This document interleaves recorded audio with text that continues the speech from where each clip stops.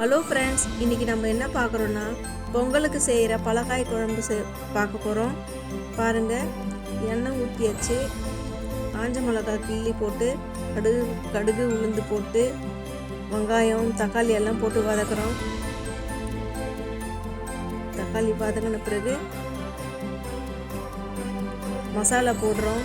இந்த காய் குழம்புக்கு என்னென்ன தேவையோ அது எல்லாம் போட்டாச்சு. மஞ்சள், மிளகு எல்லாம் போட்டு வதங்கிட்டு பிறகு அந்த காய்கறிகளை போடுறோம்.